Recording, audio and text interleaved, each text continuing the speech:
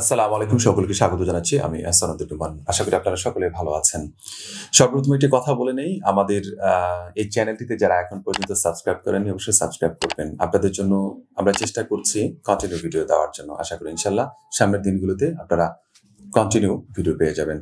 আপনারা অনেকে প্রশ্ন করেছিলেন অনেকগুলো বিষয় নিয়ে। আমি কয়েকটি প্রশ্নের উত্তর আজকের এই ভিডিওটির মাধ্যমে দেওয়ার চেষ্টা করব, তাই ভিডিওটি শেষ পর্যন্ত আপনারা ধৈর্য সহকারে দেখবেন।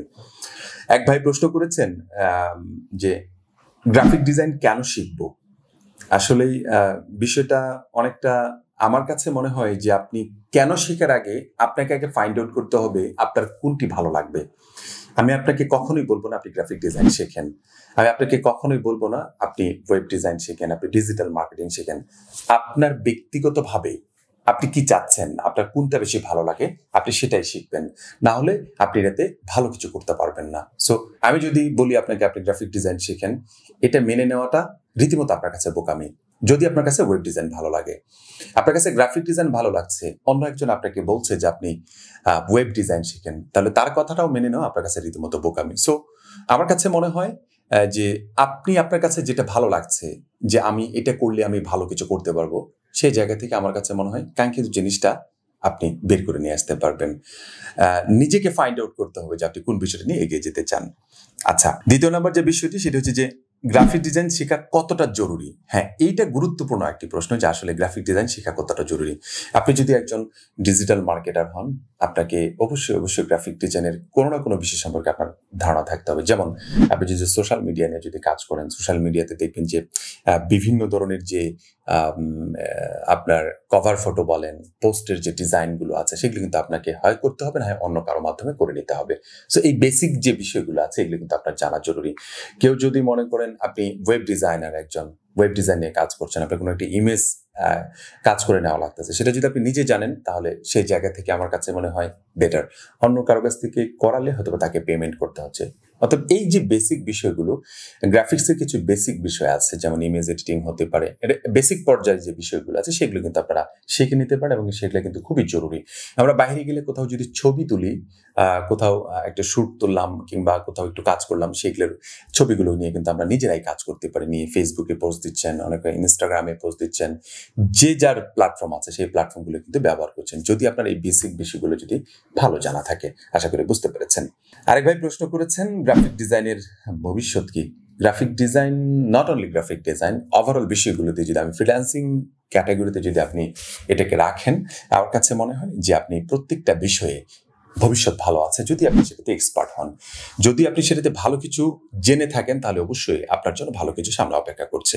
এটা শুধুমাত্র গ্রাফিক ডিজাইনের ক্ষেত্রেই না, এটা ওভারঅল বিষয়ের উপরে। আপনি গ্রাফিক ডিজাইনার হতে পারেন, ওয়েব ডিজাইনের ডেভেলপমেন্ট হতে পারেন, অথবা আপনি একজন ডিজিটাল মার্কেটিং নিয়ে কাজ করছেন, ডিজিটাল মার্কেটার হতে পারেন, আপনি কোনো গেমার হতে পারেন, আপনি যে কোনো বিষয় নিয়ে আপনি কিন্তু এগিয়ে যেতে পারেন। সো আমার কাছে মনে হচ্ছে যে ভবিষ্যৎ নিয়ে যদি কথা বলি, প্রত্যেকটা জিনিসেরই ভবিষ্যৎ ভালো যদি আপনি সেটাতে ভালো জানেন। আপনি গ্রাফিক ডিজাইনও ভালো কিছু করতে পারবেন নিঃসন্দেহে। আশা করি বুঝতে পেরেছেন। আরেক ভাই প্রশ্ন করেছেন গ্রাফিক ডিজাইন শিখে কতদিনে সফল হওয়া যায়। আসলে সফলতাটা এটা আপনি নিজে থেকেই বুঝতে পারবেন যে আপনি কতটুকু ইফোর্ট দিচ্ছেন এখানে।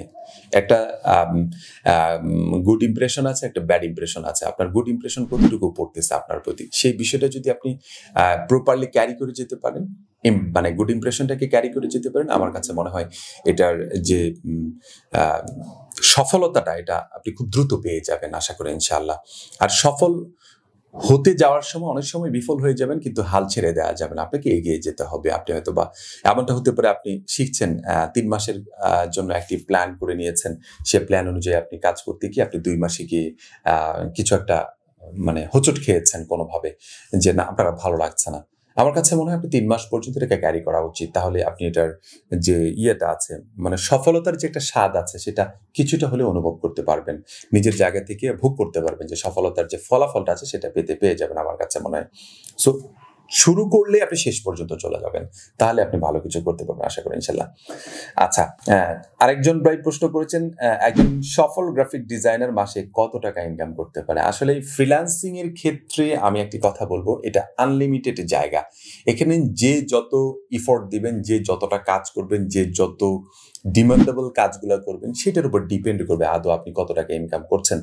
আর এটা ব্যক্তিগতভাবে বলা পসিবল না। মানে আমার জায়গা থেকে যদি বলেন যে ভাই আপনি বলেন, আমি বলতে পারবো না এই কথাটা। কেন বলতে পারবো না? যে আপনি আপনার জায়গা থেকে যতটুকু যোগ্যতাকে মানে এগিয়ে নিয়ে যেতে পারবেন ততটুকুই আপনি ইনকাম করতে পারবেন। সেটা 1 টাকা থেকে শুরু করে কোটি টাকা পর্যন্ত যেতে পারে নিঃসন্দেহে, কোনো সমস্যা নেই। সেটা সম্পূর্ণ আপনার উপর ডিপেন্ড করবে।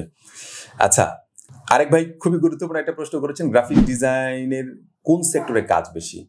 এই প্রশ্নটা আসলেই মানে অনেকের কাছে গুরুত্বপূর্ণ হলেও আমার কাছে কেন জানি মানে এই বিষয়টার মানে একটা আলাদা জায়গা আছে। কেন জায়গা আছে? যে আসলে কোন সেক্টরে কাজ বেশি? কোন সেক্টরে কাজ কম নাই আমি দেখেছি এখন পর্যন্ত। আমার অনেক দিনের একটা এক্সপিরিয়েন্স আছে মার্কেট প্লেস এবং আউট অফ মার্কেট প্লেসে কাজ করার। কোন সেক্টরে কাজ কম নাই। আপনি যে সেক্টরে সবচেয়ে কাজ কম মনে হচ্ছে, একবারে মনে নাই কাজ, ওই সেক্টরে গিয়ে দেখবেন যে আপনি যদি ভালো করে ফাইন্ড আউট করতে পারেন, দেখবেন যে প্রচুর পরিমাণ কাজ পড়ে আছে।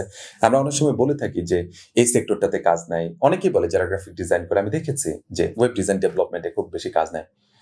অনেকেই বলে যারা ওয়েব ডিজাইন ডেভেলপমেন্ট আছে তারা বলে যে আপনার ইয়েতে কাজ নাই, গ্রাফিক ডিজাইনে, ইমেজ এডিটিং এ কাজ নাই, অমুক জায়গায় কাজ নাই, তমুক জায়গায় কাজ নাই।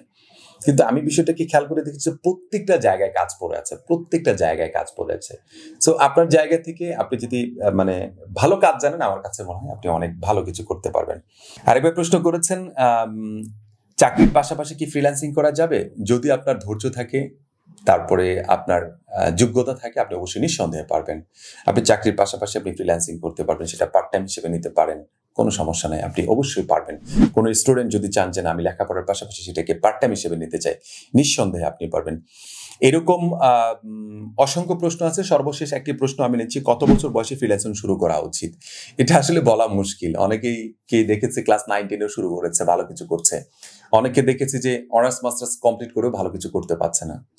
সো এটা আসলে এভাবে বলা যাবে না। তবে আমি একটা রিকমেন্ড করবো আপনাদেরকে, সেটা হচ্ছে যে যারা ইন্টারমিডিয়েটে আছেন, এসএসসি তে আছেন, তারা এই সম্পর্কে জানতে পারেন, নো প্রবলেম। ইন্টারমিডিয়েট কমপ্লিট করার পর আপনারা এই জগতে আসেন, কারণ এই জগৎটাতে শুধুমাত্র যে টাকারই খেলা বিষয়টা এরকম না। আবার বিষয়টা অনেকটা এরকমই, আপনারা যদি যোগ্যতা অর্জন করতে পারেন, এখানে টাকা পয়সার বিশাল একটা খেলাধুলা চলছে। সো এই খেলাধুলায় আসতে গেলে আপনাকে অবশ্যই একটা যোগ্যতা নিয়ে আসতে হবে, কারণ ইন্টারমিডিয়েটের আগে অনেকটা আনম্যাচিউর থাকে আমাদের মেন্টালিটির জায়গা থেকে। সো আমাদেরকে একটা জায়গায় ম্যাচিউর হয়ে তারপরে যাওয়া আমার কাছে মনে হয় খুবই যুক্তিসঙ্গত একটি বিষয়। আপনার জায়গা থেকে চেষ্টা করবেন। আপনি যদি কেউ যদি আমার এই ভিডিওটি কেউ ক্লাস 9-10 কোনো ছেলে মেয়ে যদি দেখে থাকেন, তাহলে অবশ্যই আপনাদেরকে রিকোয়েস্ট করবো আপনারা লেখাপড়াটা একটু এগিয়ে যান, আরেকটু মানে নদীটা পার হয়ে যান। ইন্টারমিডিয়েটের আগ পর্যন্ত নদীর এপারে থাকেন, ইন্টারমিডিয়েট পার হওয়ার পরে কিন্তু নদীর ওপারে চলে যান। নদীর ওপারে আপনার জন্য বিস্তৃত জায়গা ওপেন করা আছে। আমার কাছে মনে হয় এটা বুদ্ধিমানের কাজ হবে যে ইন্টারমিডিয়েট পাস করার পর যদি আপনি ডেডিকেটেড ভাবে চিন্তা শুরু করেন, তাহলে ভালো কিছু করতে পারবেন। আর অনেকে এটাতে একটু প্রশ্ন আসতে পারে যে আমরা যারা পলিটেকনিকে পড়ছি, আমরা তো এসএসসি কমপ্লিট করে আসছি, আমরা কি শুরু করে দিতে পারবো? হ্যাঁ, আপনারা শুরু করে দিতে পারেন, কারণ আপনাদের সেক্টরটা একটু আলাদা, এর জন্য আপনারা শুরু করে দিতে পারেন। আশা করি বুঝতে পেরেছেন।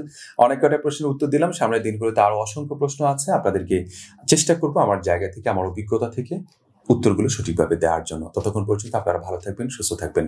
আসসালামু আলাইকুম ওয়া রাহমাতুল্লাহি ওয়া বারাকাতুহু।